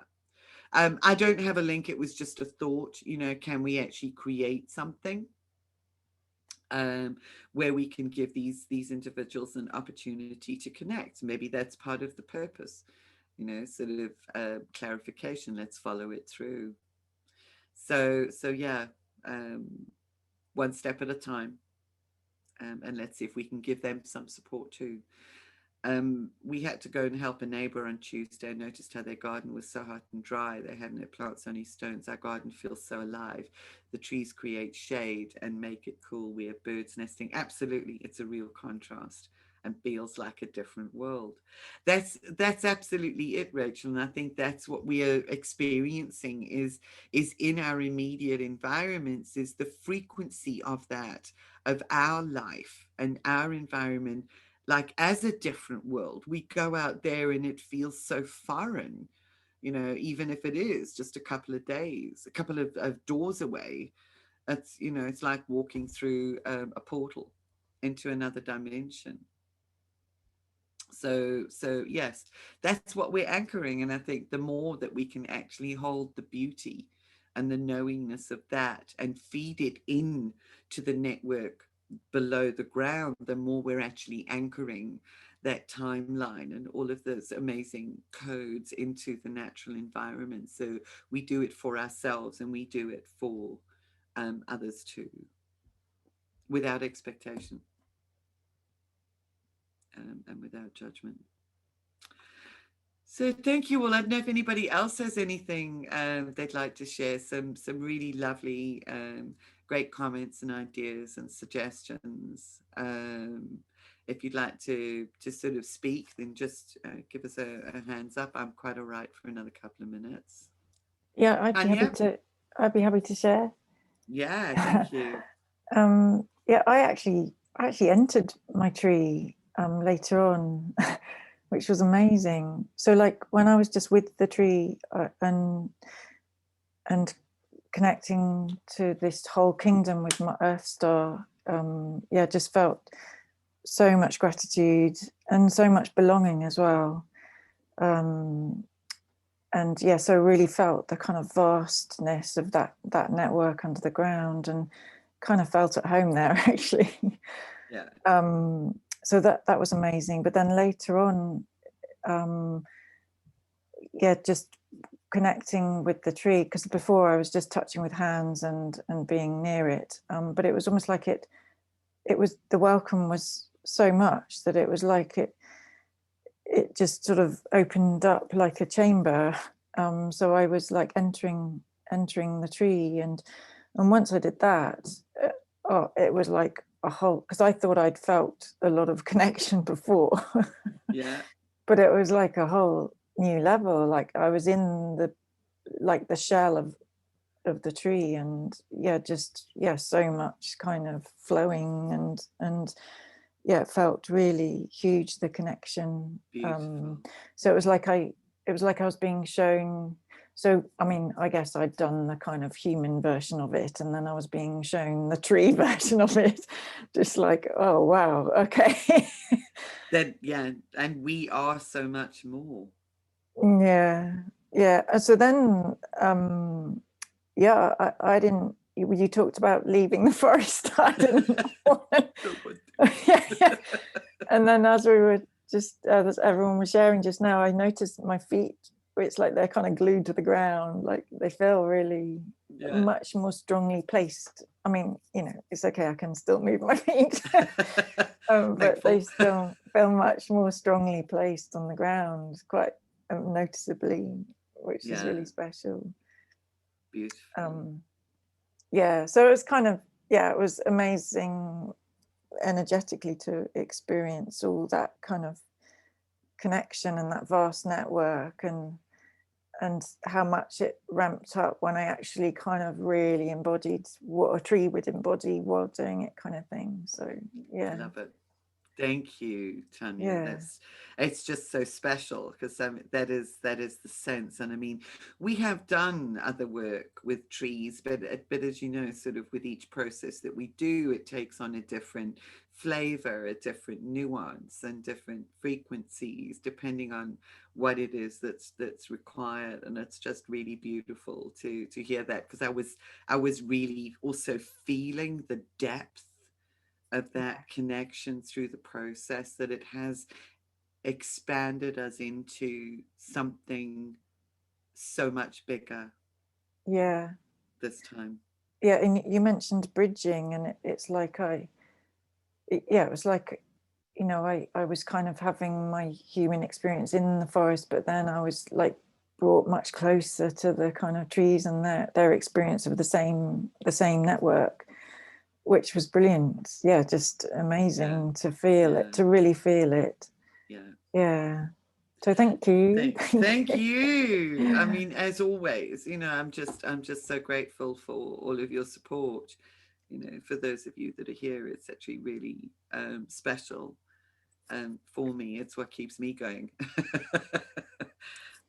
so often. And yeah, the trees we're obviously talking today. It's not just the trees; it's the natural kingdoms, the whole environment. Yeah, very special. Thank you, Tanya. Love it. And thanks for that comment, Rachel.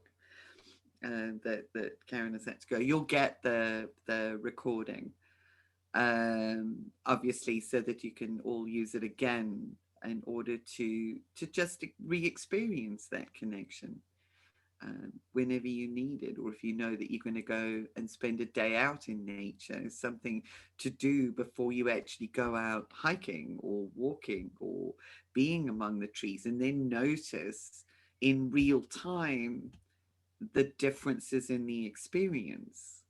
So it's balancing those energetics, bridging the energetics with the physical experiences. Also, so I think that's very powerful. Thank you. Is that Rachel? Yeah, I love being part of the diamond community. Yeah, I do too. Very special. Yeah, Rachel. Linda says, can I just say, Linda says, I spent sunrise until this evening with the banyan trees here in Florida having to do with the eclipse. Oh, that's beautiful. Yeah, the banyan trees are also quite amazing and very unique to Florida. So really beautiful. Thank you, Linda. So, yeah, Rachel. Yeah, no, just something that came to me just now was, you know, with everything that's going on, there was talk about, you know, a lot of people talking about the immune system and one thing and another, and saying how the reason why we get a flu season is because there are no leaves on the trees that are removing the toxins and all the pollutants from the atmosphere. And so during that period, our own physical body is the one that is removing the toxins and all the chemicals, which is why we have the experiences that we have with what we call flu, which is basically just our body cleansing. You know, so that just came to me then as we were talking. So we have got such a connection with nature, and we sort of become that. You know, it was almost like what I was hearing was we become the trees during their sleep time. And it's like, oh, I've just got goosebumps with that story. That's really powerful to bear in mind and to hold those thoughts. Because I've shared that a lot with people recently, because October to April is when the trees have no leaves, or you know, and then that's when the flu season is. The flu or frequency light upgrade, as I've heard it before. Yes, yeah, absolutely. Powerful thought. Thank you. And maybe that's also something, you know, I think it was Michelle that mentioned, or who mentioned the chlorophyll earlier, where that was mentioned, that maybe just supplement our own intake with chlorophyll would actually also support the purification process and the detoxing of our own bodies. It's a very powerful cleanser. So yeah, what the trees can't do, then we do. We do for not only for ourselves, but we also do it for the entirety of the natural world. We do it for other human beings too. Reminds me, I don't know if it was a lion process or maybe any kind of night animal, how we're meant to kind of alternate with like the night animal holding nature in the night and us holding it in the day, as a kind of, I guess, kind of some kind of guardian role, similar to what you're saying about trees and winter versus summer. So like we should be alternating our role and working with these cycles, whether it's with animals or with plants. Love that, Tanya, thank you. Because that is, you know, and I think that's where we talk about destiny. Our destiny is inherently connected with the natural cycles.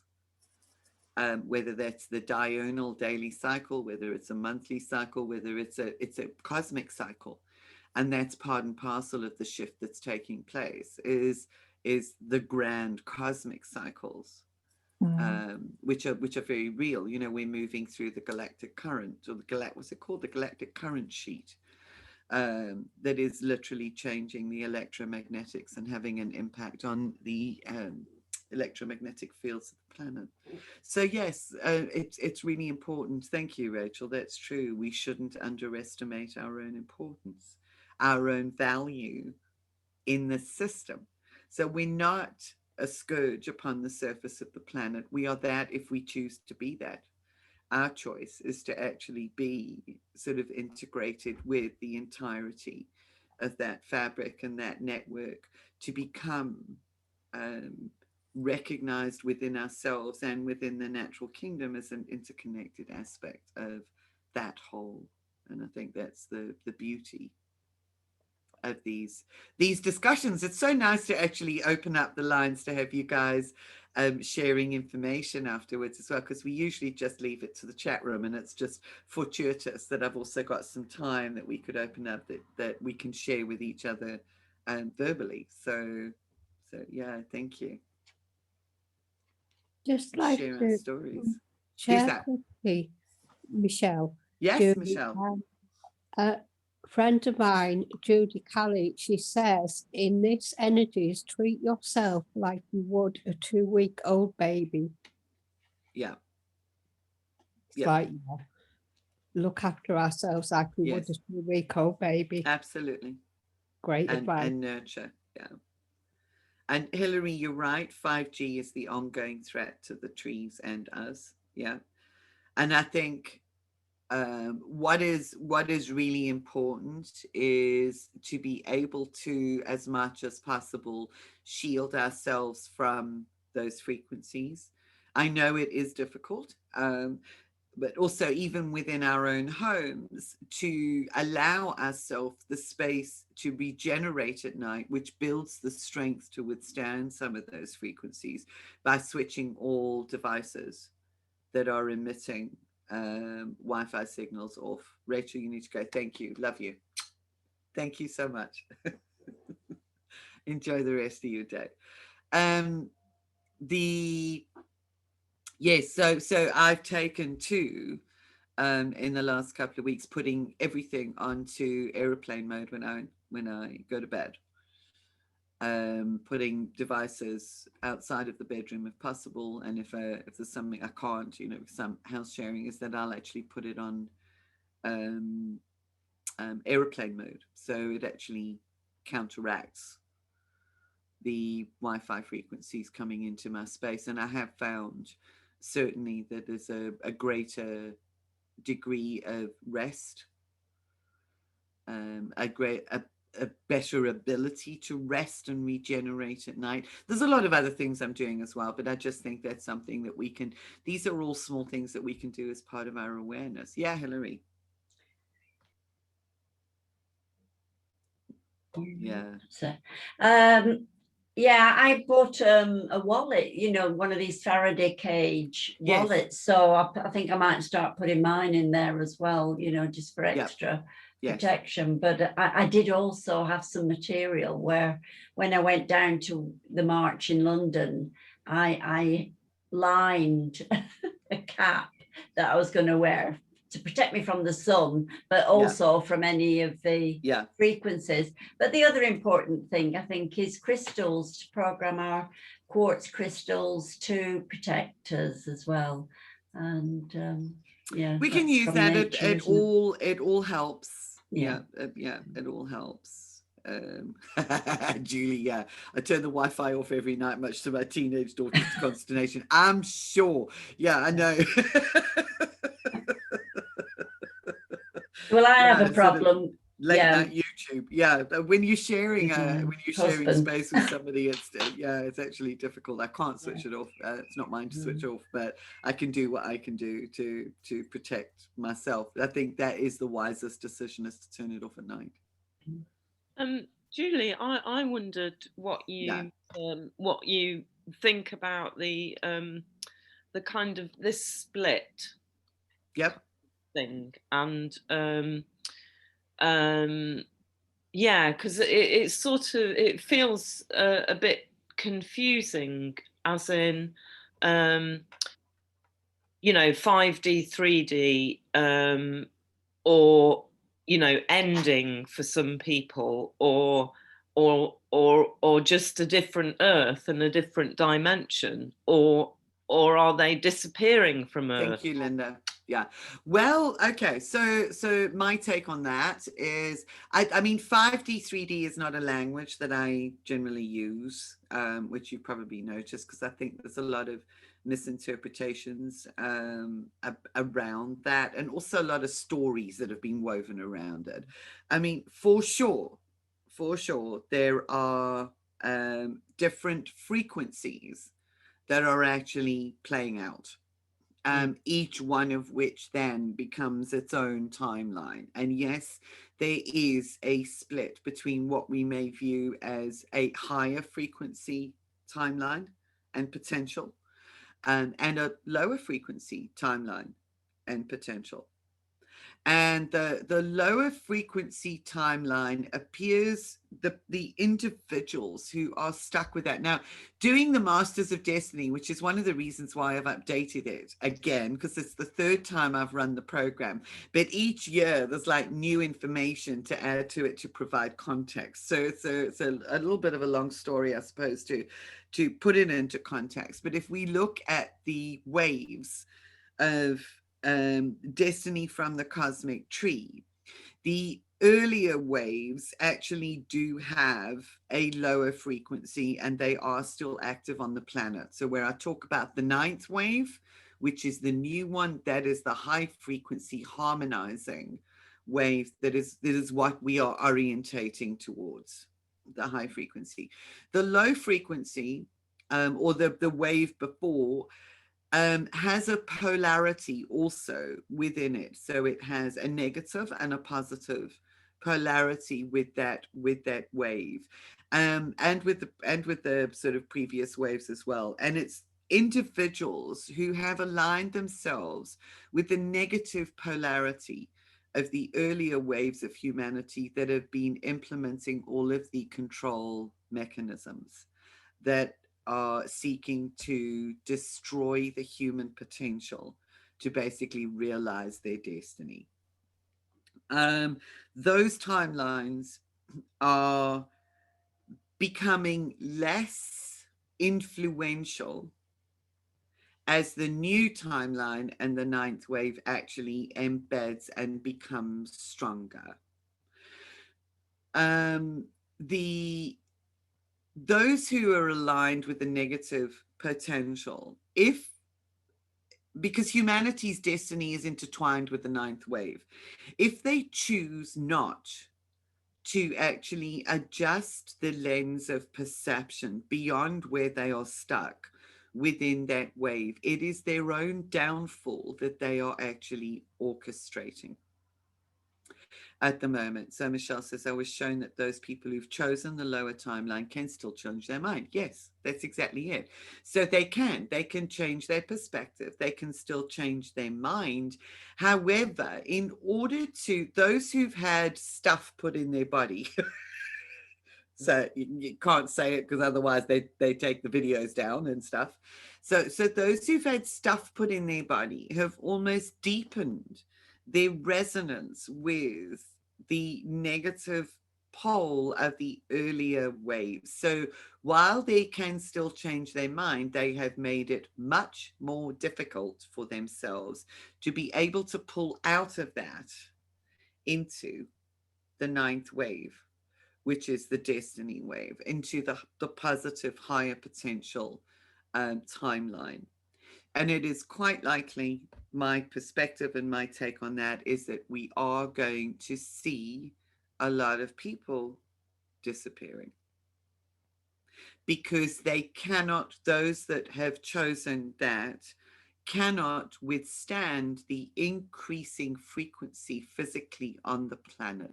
Their bodies are not configuring and reconfiguring to be able to withstand the new frequencies. And that's the difficulty. Yes, yeah, so yes, find it very uncomfortable to be around. In many cases, yes. And I think it's a challenge to withdraw judgment of those individuals because of the choices that have been made. Because there are very much a lot of blinkers being put on, even trying to share facts and information, hence that thing that Christoph Melchizedek said in the presentation that I pulled out.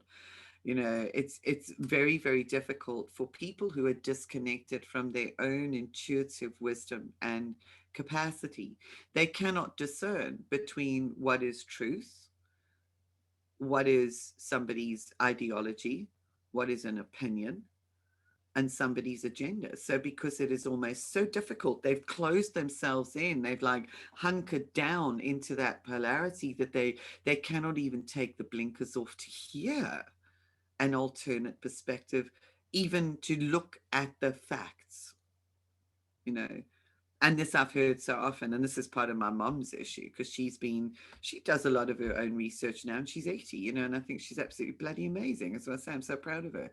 And she's been trying to talk to members of her family who've all chosen to go the other route. And the response she gets is just, well, I don't believe that. And my mom's trying to say, but it's not about belief. It's not about belief. These are facts. These are facts. You know, your belief might be somewhere in your interpretation of them, but these are facts. No, I don't believe any of that. And it's just, it's really, really frustrating. So I think there's a lot of, it seems to have affected the younger generation who are now queuing up. Yeah, no critical thinking, no ability to think. So I think it is very complex. It's not that it's like the end of the line for all of them who have made that choice, because that opportunity still exists, as I said. However, for many of them, they are choosing to maintain that frequency within their own being.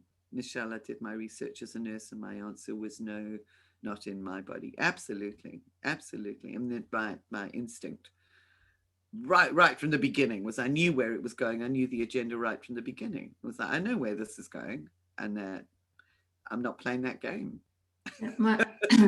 Yes, Julie. Yeah. My mother got her appointment date to go. Yeah. And I knew I couldn't.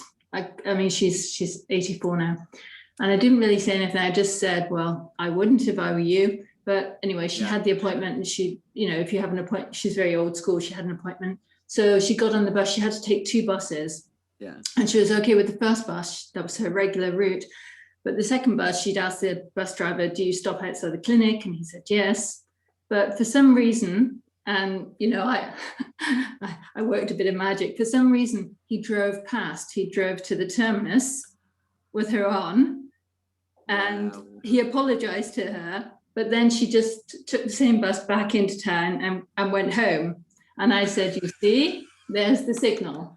Divine intervention. Always. Wonderful. And now I have a problem. My husband, you know, he didn't tell me, but he went out and he got his first one the day before yesterday. And I accidentally overheard a conversation he was having on the telephone, and I didn't understand the context. And he says, no, we're going to be away on Friday. I'm sorry, I didn't think it was going to happen so quickly. Anyway, after he finished, I said, oh, what was that about? And he said, well, I made an appointment for Penny. She's my 17-year-old daughter. And I was shocked. Wow. Without even discussing it with you, that's really difficult. No. But so it was like a dagger going in. Yeah. And I know my older daughter, she's at university in England, but they're both, friendly towards the idea because it's science and it's, it's biology. But anyway, so I went to my younger daughter and I said, well, why didn't you tell me?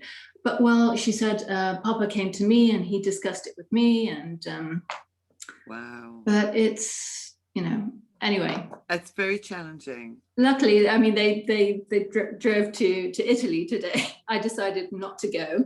Right. And so she couldn't have the appointment. And I hope, I mean, she's a light being, and I hope she sees sense and doesn't feel pressured by peer groups, and because it's so difficult. It is so difficult. You have to stand. It's like holding back. I don't know what's holding back something, but yeah, I have a niece. Yeah, it's the same.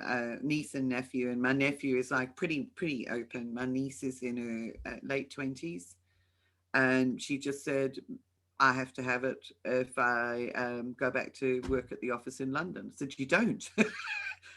But this is the misunderstanding that they have, and she's more indoctrinated than the rest because she lives in London and because of her boyfriend, so it's devastating my mom too, it's her granddaughter. Yeah, but I have from, I don't know whether you know her, she's a medical medium, Lynn Waldrop. She's American, and she does different things, and she's got one as a vaccine clean out, and it's absolutely brilliant. It just detoxes the whole.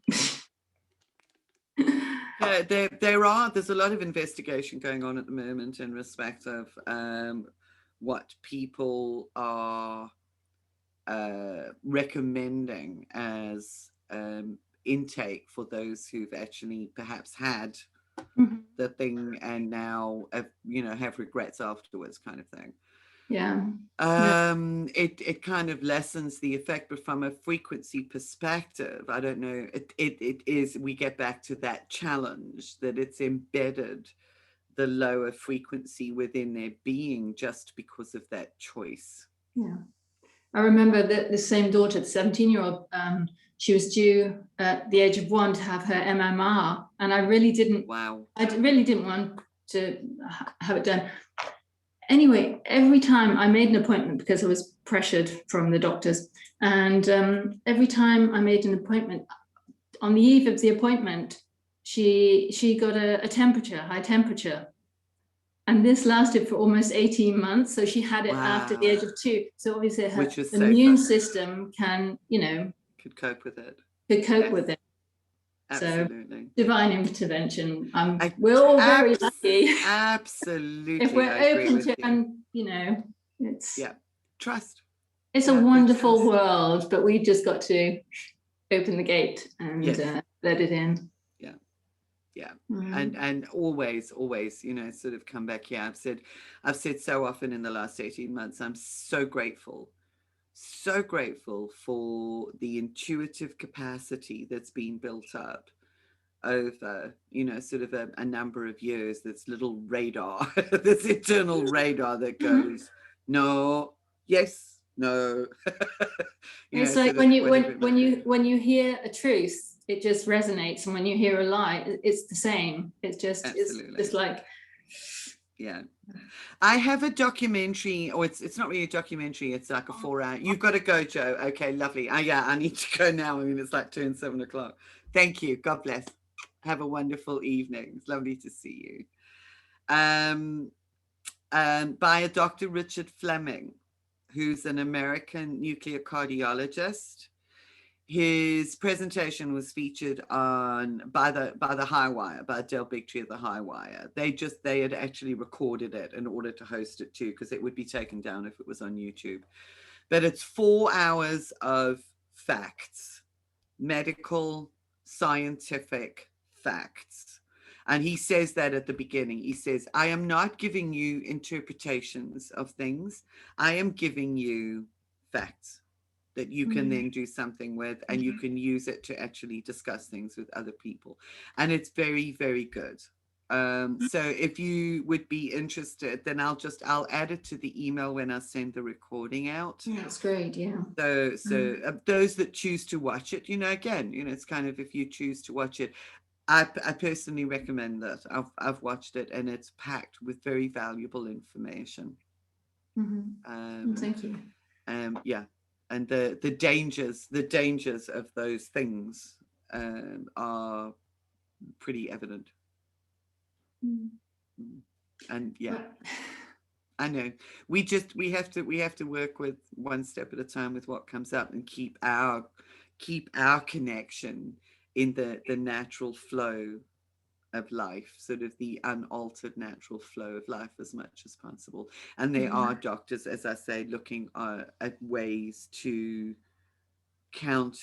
mitigate those effects, because of course the difficulty is nobody really knows yet what the ultimate longer term impact is going to be.